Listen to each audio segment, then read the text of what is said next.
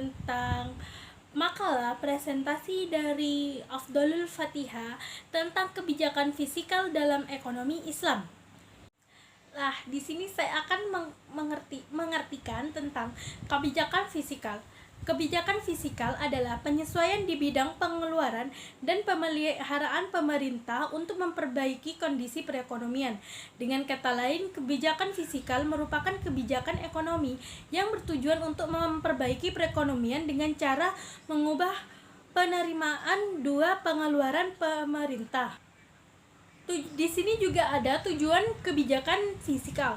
Tujuan kebijakan fiskal bertujuan untuk mempengaruhi jumlah total pengeluaran publik, pertumbuhan ekonomi dan total produksi publik, jumlah pekerjaan dan pengangguran, tingkat harga dan inflasi secara keseluruhan, dan untuk menstabilkan perekonomian dengan mengendalikan tingkat suku bunga dan uang beredar.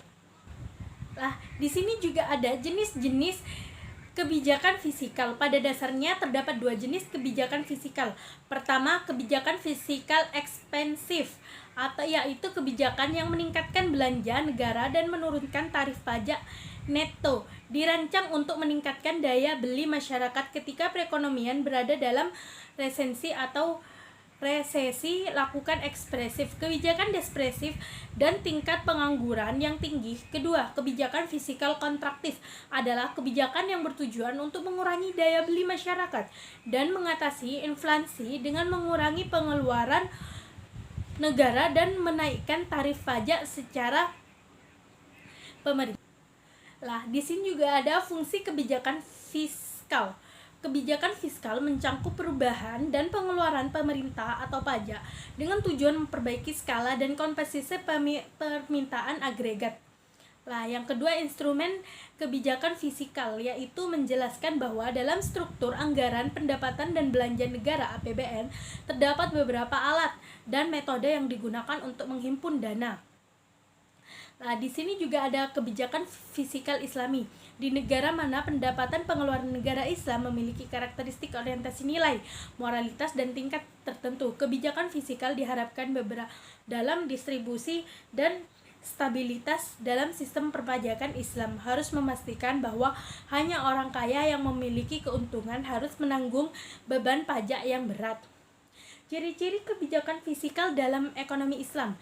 Ciri-ciri kebijakan fiskal dalam sistem ekonomi Islam adalah belanja negara didasarkan pada pendapatan, perpajakan profesional, pajak dalam ekonomi Islam dikumpulkan berdasarkan istilah produktivitas, penghitungan zakat berdasarkan keuntungan.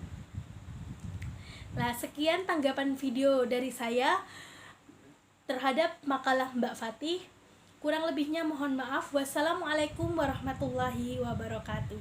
Assalamualaikum warahmatullahi wabarakatuh. Di sini saya akan menanggapi makalah dari Ani Nuzulul Rohmah tentang ilmu ekonomi makro. Ilmu ekonomi adalah suatu cabang yang membahas mengenai pertukaran barang-barang ataupun jasa yang memiliki nilai tukar dan nilai guna, atau suatu studi mengenai perilaku manusia dan hubungannya antara tujuan yang ingin dicapai serta sumber daya yang dimiliki. Artinya, ekonomi banyak membahas mengenai optimalisasi sumber daya yang terbatas. Pembagian ekonomi ada ekonomi deskriptif, ada ekonomi terapan, dan ada ekonomi teori. Ekonomi deskriptif adalah bagian dari ilmu ekonomi yang menggambarkan secara apa adanya tentang kehidupan ekonomi suatu daerah pada suatu masa tertentu dalam bentuk angka, grafik, kurva. Ekonomi terapan adalah penerapan teori ekonomi untuk memecahkan permasalahan ekonomi tertentu. Dan ekonomi teori merupakan ilmu ekonomi yang mempelajari ekonomi berdasarkan teori-teori. Ekonomi mikro mempelajari kegiatan ekonomi dan unit-unit ekonomi individual, yaitu individu sebagai konsumen.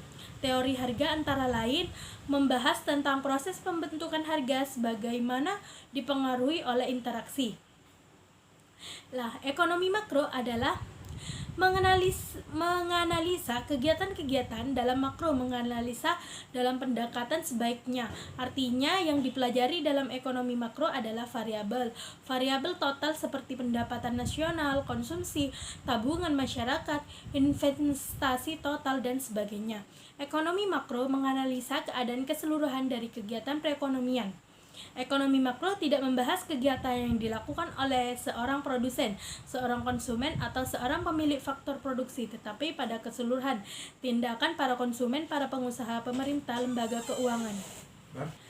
Konsep dasar ekonomi makro yaitu inflasi merupakan salah satu dari sekian masalah ekonomi yang cukup banyak mencuri perhatian para ekonom. Nah, di sini juga ada pengangguran. Pengangguran terjadi karena jumlah tenaga kerja atau angkatan kerja melebihi tingkat kesepakatan kerja. Yang ketiga, keseimbangan neraca pembayaran. Neraca pembayaran merupakan informasi keadaan keuangan suatu negara secara umum. Yang keempat, pertumbuhan ekonomi dapat dilihat dari adanya peningkatan di dalam GDP, Gross Domestic Product, atau GNP, Gross National Product. Adanya peningkatan dalam GDP berarti menunjukkan adanya peningkatan pendapatan per kapita. Sekian dari saya, kurang lebihnya mohon maaf. Wassalamualaikum warahmatullahi wabarakatuh. Assalamualaikum warahmatullahi wabarakatuh. Di sini saya akan menanggapi makalah ketiga dari Mbak Lulu Hidayanti tentang ekonomi terbuka. Pengertian ekonomi terbuka atau terlihat secara luas dalam perdagangan internasional disebut dengan perekonomian terbuka adalah suatu sistem ekonomi yang melakukan kegiatan ekspor dan impor dengan negara-negara lain di dunia. Karena kegiatan ekspor dan impor merupakan bagian yang penting dalam kegiatan setiap perekonomian. Nah, kita sebagaimana ekonomi 4 sektor, yaitu suatu ekonomi yang dibedakan kepada 4 sektor, yaitu sektor rumah tangga yang terdiri atas kumpulan individu yang dianggap homogen dan identik. Yang kedua, sektor perusahaan yang terdiri atas kumpulan perusahaan yang memproduksi barang dan jasa. Yang ketiga, sektor pemerintah yang memiliki kewenangan politik untuk mengatur kegiatan masyarakat. Nah, di sini juga ada siklus aliran pendapatan perekonomian terbuka. Contohnya dari segi rumah tangga, dari segi perusahaan, pemerintah, itu sangat bersangkut paut dalam adanya siklus ekonomi, yaitu sama-sama menguntungkan. Contohnya seperti perusahaan membayar kepada pemerintah sebuah pajak dan pajak tersebut itu mendapat keuntungan bagi pemerintah.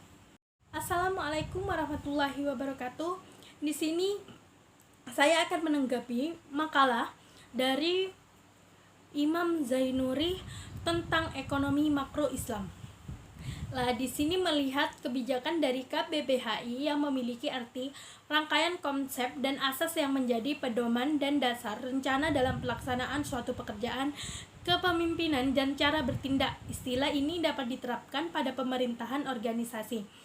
Kebijakan moneter adalah suatu usaha dalam mengendalikan keadaan ekonomi makro agar dapat berjalan sesuai dengan keinginan dengan cara mengatur jumlah uang yang beredar dalam perekonomian.